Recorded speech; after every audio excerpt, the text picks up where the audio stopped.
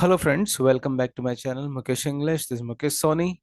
Friends, in this video we'll have a discussion of the third semester BCA B.Sc Generic English question paper for the year 2023, and this question paper belongs to Bangalore North University examination BNU. The same question paper can also be practiced can also be practiced by the BU students, because the BU and the BNU have the same syllabus. So BU students, you can also use this question paper as a practice question paper, and BNU students, for you, this is the solution for the third semester B.Sc question paper 2023. So let's begin this question paper discussion. The section A, section A, which consists 40 marks. That means to say the Pygmalion, the play has a weightage for 30 marks, and the speeches have the weightage for 10 marks. Now, under this play, we have again three sections: 2 marks questions, 5 marks questions, and the 10 marks questions. Now, let's have a discussion for the 2 marks questions from the play Pygmalion. Question number 1: the note taker is assumed to be of what profession? What actually is his profession? The note taker was mistaken to be a policeman or an informer or a spy. Really, in actual sense, the note taker is a professor of phonetics, and he was mistaken as a policeman. Question number 2: what does Higgins claim to do? Higgins claims to make the flower girl speak like a duchess. He could even get her job as a lady's maid or a shop assistant. Now, question number 3 and the 4 have the same answers. Who is Alfred Doolittle? Why does he want to meet Professor Higgins? Alfred comes to see Professor Higgins for what? So Alfred Doolittle is Elijah's father. When he learns that his daughter has entered the home of Henry Higgins, he immediately pursues to see if he can get some money out of the circumstances. So he has come to meet Higgins to demand some money. Where the moment he comes to know that Eliza is staying in Professor Higgins' house. So who is Doolittle? Alfred Doolittle is Eliza's father. So both the questions have the same answer. Who is Whiskers? What does he make Eliza out to be? So Whiskers is the first student or the pupil of Higgins in Pygmalion. He makes an appearance in the act 3 of the play, and he's also referred to as Nepomuk. He's called Whiskers because of his voluminous facial hair. Then he made Eliza to be Hungarian princess. So he analyzes that she's a Hungarian princess. Question number 6: what was Freddie doing below Eliza's window?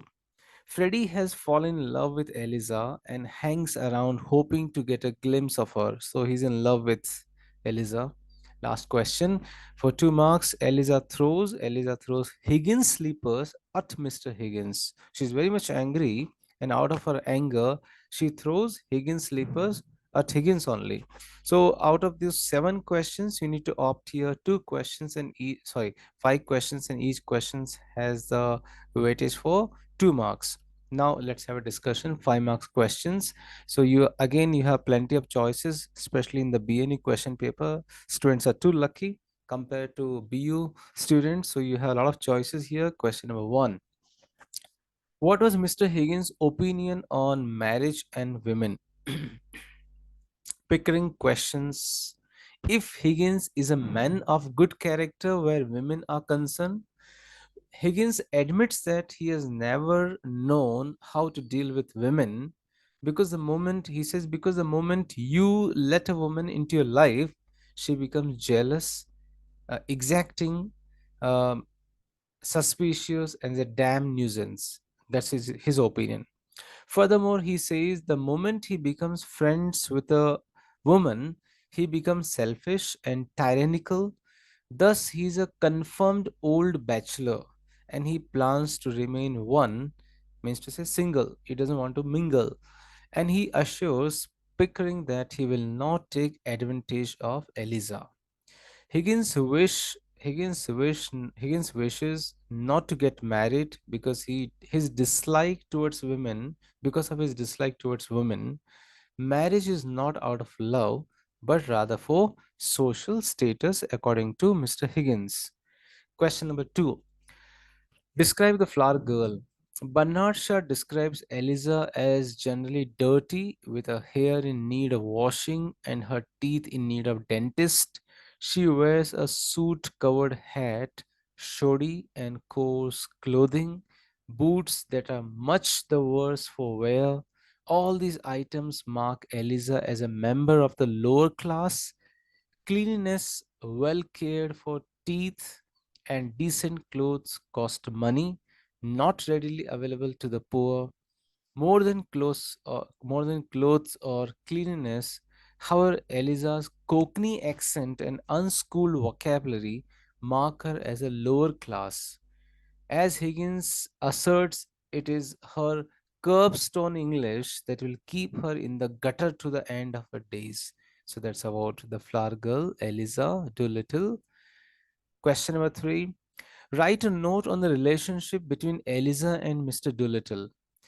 Doolittle shows no parental feelings. Who is Doolittle? Mr. Doolittle is Eliza's father, and Eliza's father, Mr. Doolittle, shows no fatherly feelings, no parental feeling towards Eliza, suggesting that familial love and responsibility are also luxuries only the rich can afford.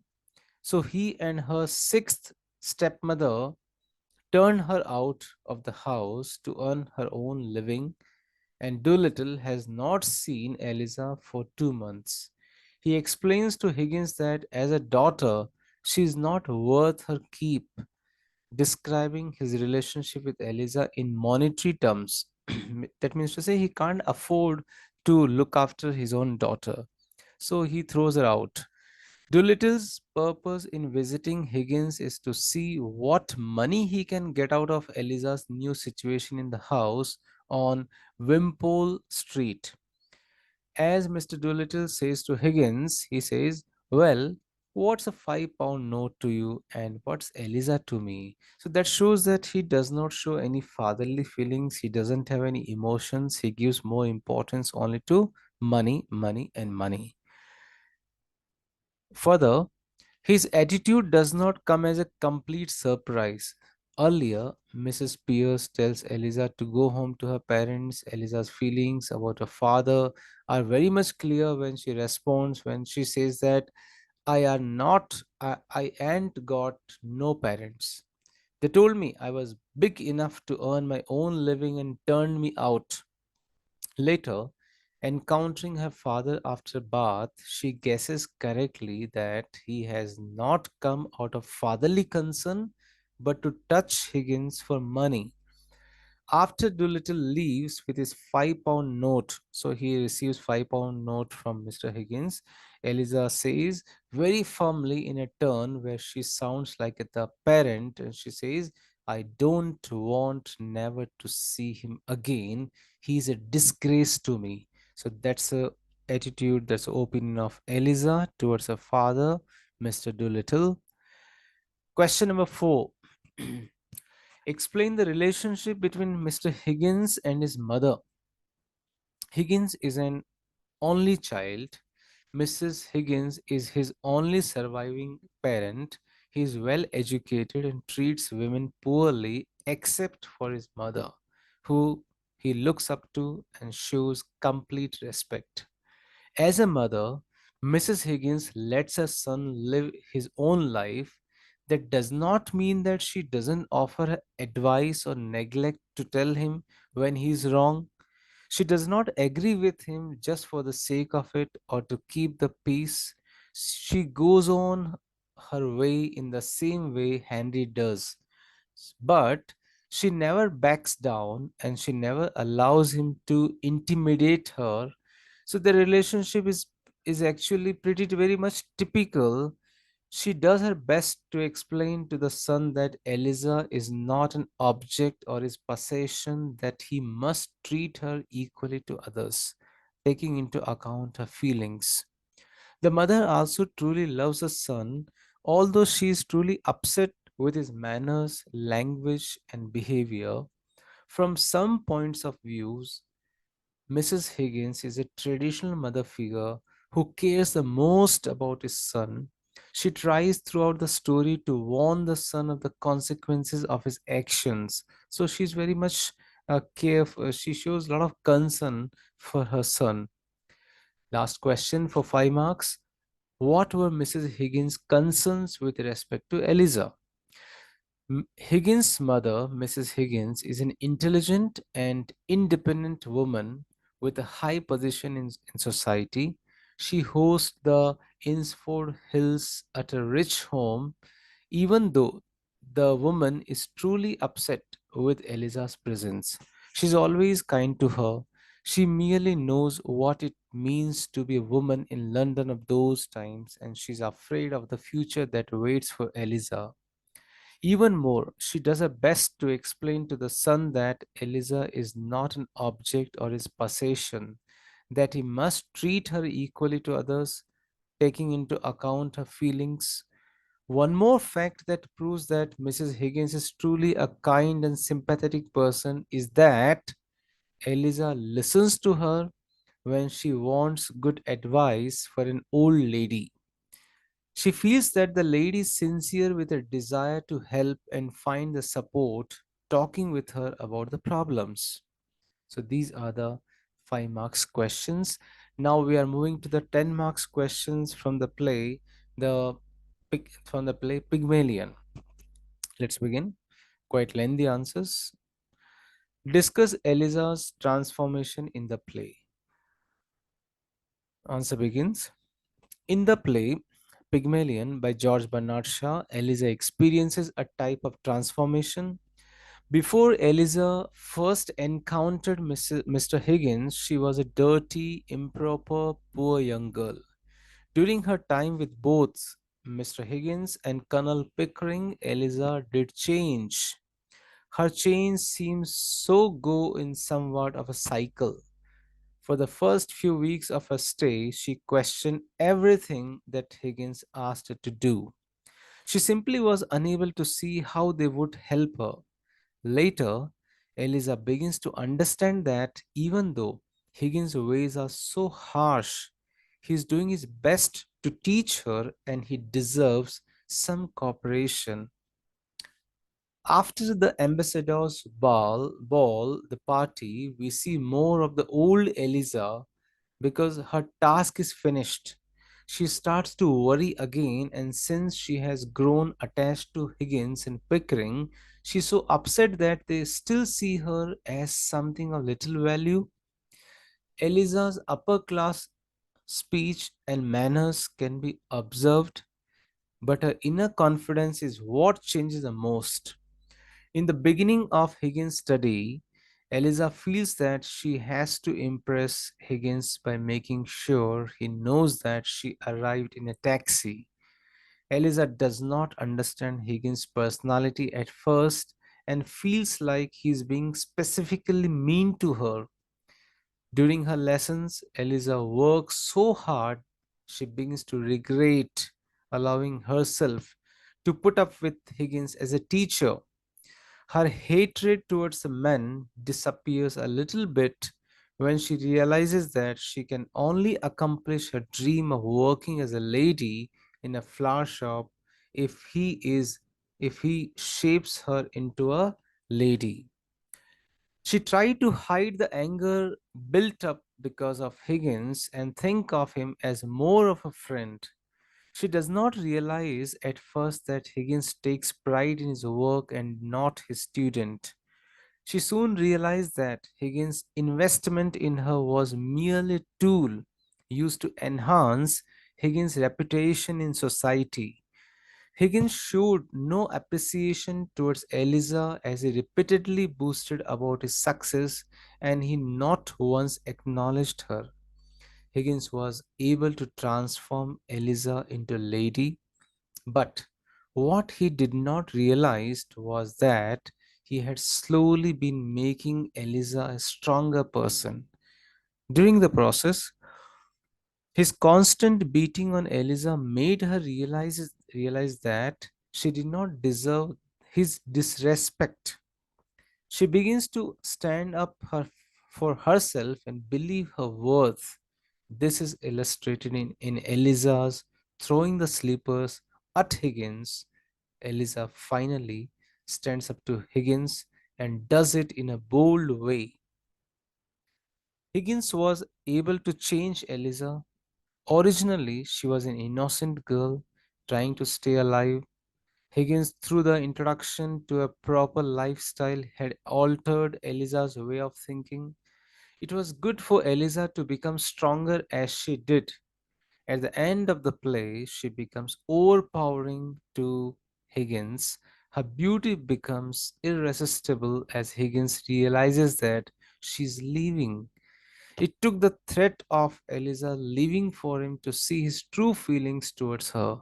Eliza's strength is shown the most when she is finally able to leave Higgins. She shows that she is able to take care of herself and does not need Higgins' superficial changes to survive. That's a transformation of Eliza. Now, the most important question: what is the significance of the title of Shah's Pygmalion? Justify the title. The story of Pygmalion is of an eminent professor who undertakes for a bet with Colonel Pickering, a student of Indian dialects, to teach a flower girl from Covent Garden the received pronunciation of standard English and passes her off as a duchess at an ambassador's garden party. The title of the play, however, suggests that more is involved than winning of a wager. The story of Pygmalion is told as the ninth story of the 10th book of Ovid Metamorphoses. Bernard Shaw took his title from the ancient Greek legend of the famous sculptor named Pygmalion, who lived on the island of Cyprus or Cyprus, noted for its worship of Venus, the goddess of love.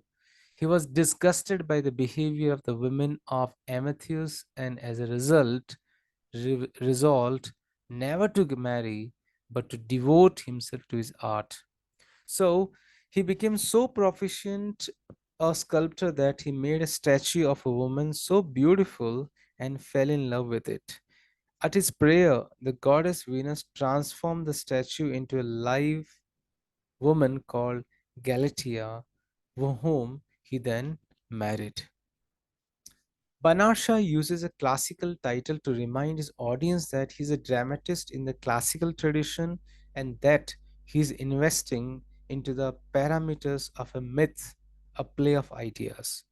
Banasha proclaims in his preface that I wish to boost that Pygmalion has been an extremely successful play all over Europe and North America, as well as at home. It is so intensely and deliberately didactic, and its subject is esteemed so dry that I delight in throwing in at the heads of the wise acres who repeat the parrot cry that art should never be didactic or didactic. Banarsha never stopped to be a dramatist even when writing his prefaces and essays. In this preface, he dramatically displays a practical truth, the play is didactic, but it also deals with an important question of human institution content in class structures. The most visible and distinguishing marks in the England of the 19th century were speech and accent. The very first appearance of Higgins proves the audience that he is a true artist of phonetics, the Pygmalion of the play who is confident in his abilities. It is revealed when he declares to Pickering, in 3 months I could pass that girl off as a duchess at an ambassador's party. Like Pygmalion, Higgins is a confirmed bachelor. He is condescending and patronizing in his attitude towards women. He seems incapable of a relationship with a woman and is quite content with stating that the only woman he could love was a woman as much like as his mother possible. He says, "Oh, I can't be bothered with young women. My idea of a lovable woman is somebody as like you as possible. I shall never get into the way of seriously liking young women. Some habits lie too deep to be changed. Besides, they're all idiots." Higgins also draws similarity between the Greek hero Pygmalion, who makes a statue of an ideally beautiful woman by training Eliza to the point where she talks and behaves like a beautiful automation. Higgins, like Pygmalion in his view of women, cynically and derogatory, says, "I find that the moment I let a woman make friends with me, she becomes jealous, exacting, suspicious, and a damn nuisance." And whereas in myth, Pygmalion carved something beautiful out of raw stone and gave it life, Bernard Shaw, Bernard Shaw's Higgins sorry, takes a gutter snipe, a squashed cabbage leaf up out of the slums and makes her into an exquisite work of art. In the legend, Pygmalion falls in love with a statue, pays court to it, showers it with gifts, and dresses it in robes and jewels. On the other hand, Higgins persuades Eliza with deceitful promises, gives her chocolates, buys her clothes, gives her a ring, hires jewels for her to wear. Soon after Eliza passes as a Dutch in the London embassy, Higgins makes it possible for the poor ignorant flower girl after a few months to go among cultured and aristocratic people without anyone detecting or suspecting that she was born into a different social class. When Higgins first met the girl, her mind and emotions were so undeveloped that she was little more than a statue, but even though Higgins ignored Higgins ignored the feelings, he nevertheless made the statue alive. However, the statue comes to life as Eliza becomes a real lady and asserts her independence of a teacher. Higgins rakes no interest in Eliza as a living woman, but is concerned with her only as a human talking machine. That's about one more answer we have, followed by, although in the Greek story, Pygmalion marries his ideal beauty, Higgins evades marrying Eliza. So this is not more than a professional experiment to Higgins, who takes no interest in Eliza as a living woman, which is revealed by Eliza herself. She says, "I shall always be a flower girl to Professor Higgins, because he always treats me as a flower girl and always will." She knows Higgins does not care a bit for her and thus claims her independence from his clutches. She says, "I won't care for anybody that doesn't care for me." Now the question number 3. Now you need to write down those character sketches. So we have the characters Henry Higgins, Eliza, Freddie, then Clara, then Alfred Doolittle. So 4 characters, 10 marks. First one, Henry Higgins. Henry Higgins is a professor of phonetics who plays Pygmalion to Eliza Doolittle's Galatea. He's the author of Higgins' Universal Alphabet, believes in concepts like visible speech, and he uses all manners of recording and photographic material to document his phonetic subjects, reducing people and their dialects into what he sees as readily understandable units. He's an unconventional man who goes in the opposite direction from the rest of society in most matters. Indeed, he is impatient with high society, forgetful in his public graces, and poorly considerate of a normal social niceties. The only reason the world has not turned against him is because he is at heart a good and harmless man. His biggest fault is that he can be a bully. Eliza Doolittle. Everything about Eliza seems to defy any conventional notions we might have about the romantic heroine. When she's transformed from a sassy, smart mouthed curbstone flower girl with deplorable English to a regal figure fit to consort with nobility, it has less to do with her innate qualities as a heroine than with the fairy tale aspect of the transformation myth itself. In other words, the character of Eliza Doolittle comes across as being much more instrumental than fundamental. The real remaking of Eliza Doolittle happens after the ambassador's party when she decides to make a statement for her own dignity against Higgins' insensitive treatment. This is when she becomes not a duchess but an independent woman. And this explains why Higgins begins to see Eliza not as a mill around his neck but as a creature worthy of his admiration. Freddie Ainsford Hill. Higgins surmised that Freddie is a fool of probably accurate. In the opening scene, he is a spineless and resourceless lackey to his mother and sister. Afterwards, he is comically bowled over by Eliza, the half baked duchess who still speaks Cockney. He becomes lovesick for Eliza and courts her with letters. At the play's close, Freddie serves as a young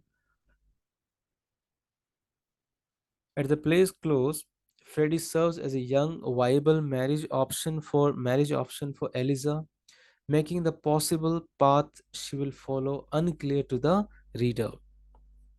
Clara.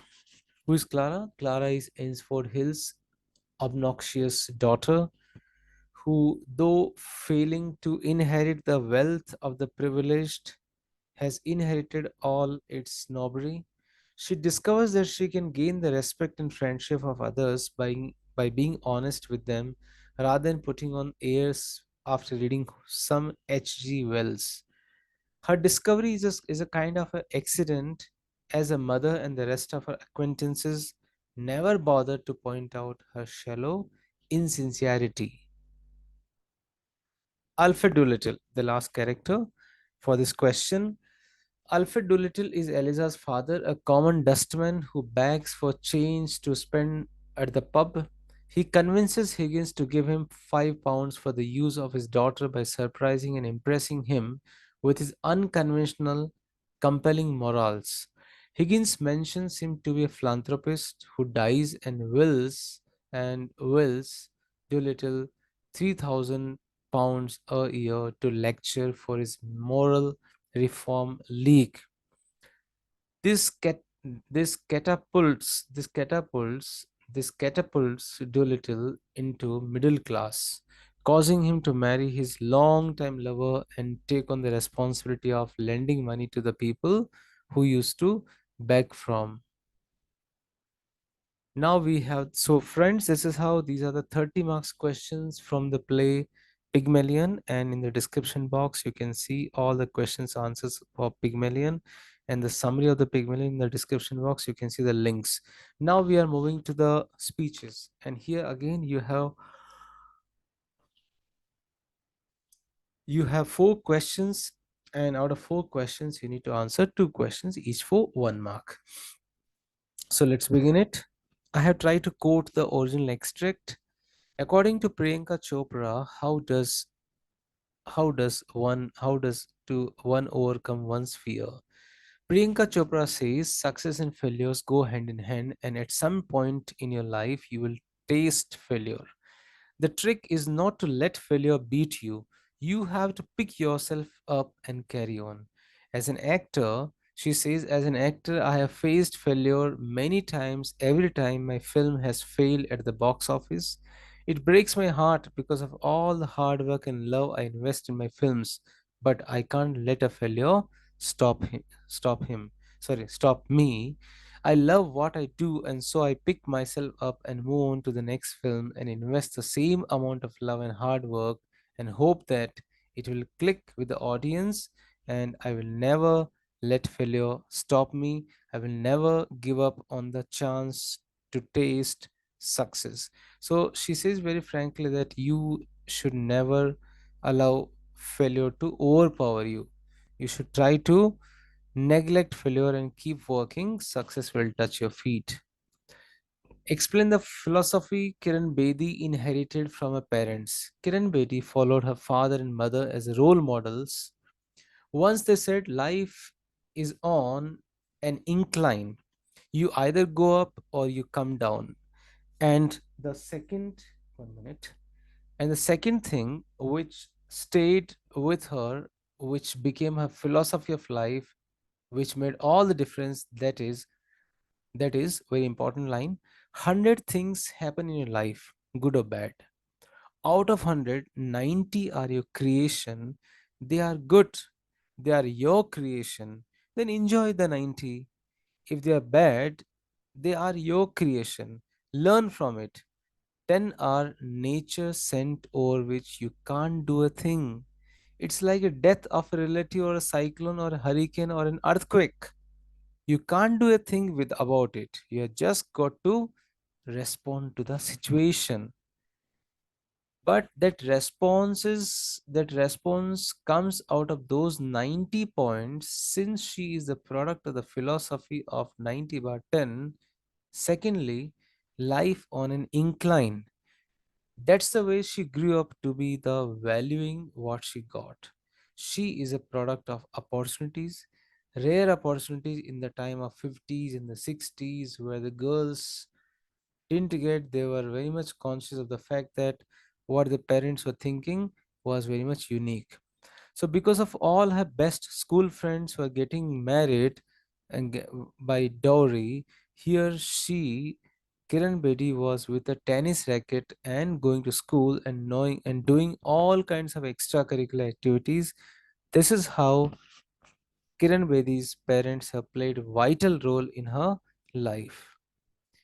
Third question. Write a note on the two different set of polity or polity in Constituent Assembly speech on 7th December 1946. Dr. Ambedkar brings a reference to the paragraph 3.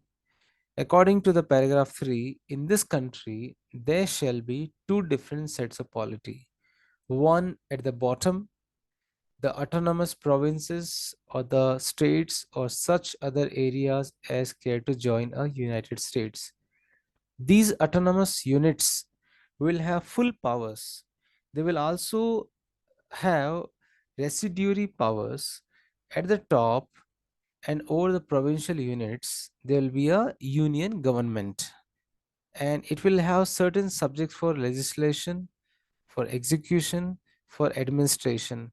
Thus, there are two sets of polity. One is autonomous provinces or states. Second one is here union government. Last question from the speech. My message that we will be watching you explain the statement with reference to Greta Thunberg's UN speech.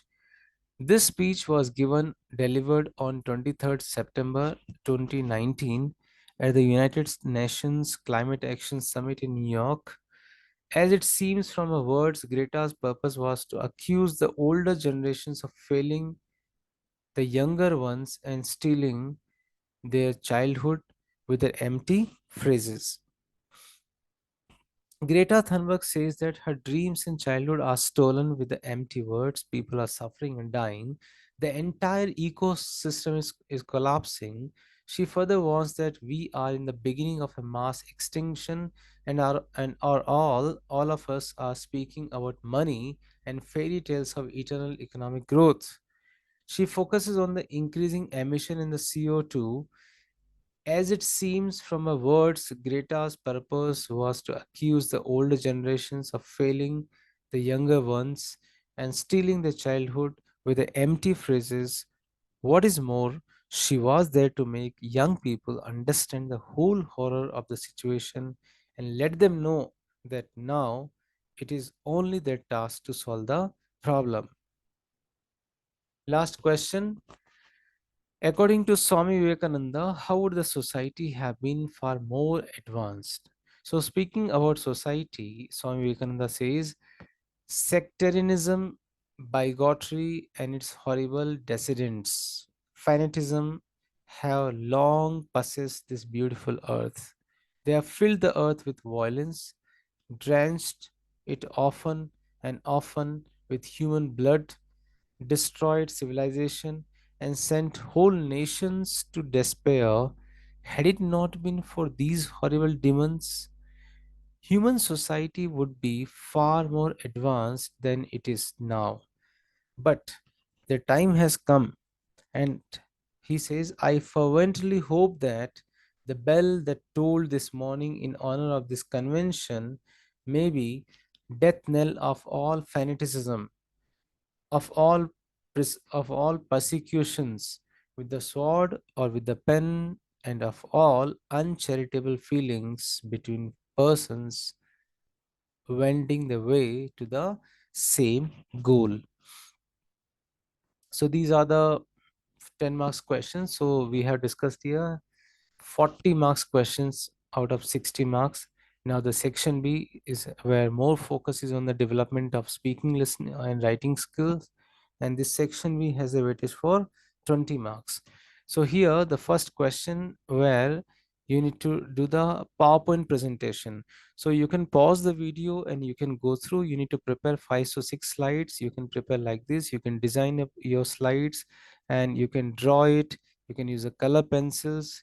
That's going to make it more effective. Don't describe in paragraphs together. Try to use the more bullet points, the key points. That's going to help you a lot. So you'll be having here 2 questions here, and you can see the second question. There is a big title, then there's a description, and there's an image. So these are the two different ways of doing the PowerPoint presentation. Remember, you are going to do it manually without using any laptop, desktop. So you have to plan in a very eloquent manner, in a very good manner, so that you can get 5 out of 5. Second question we have here, paragraph writing. So here topic is given here, value of discipline. You can pause the video and you can read this paragraph here. While drafting the paragraph, you should remember that the first 2 lines should talk about the topic sentence, afterwards content, and later you have here the statement which shows the conclusion. So in the paragraph writing also you have a choice. Then further we have here letter writing. We have order letter, inquiry letter, complaint letter, reply to the complaint. So we have a question here. You are Sahil Tuteza, the sports secretary of school. Write a letter to Globe Enterprise, New Delhi, um, a leading firm dealing in sports goods, requesting to supply their trade catalogs.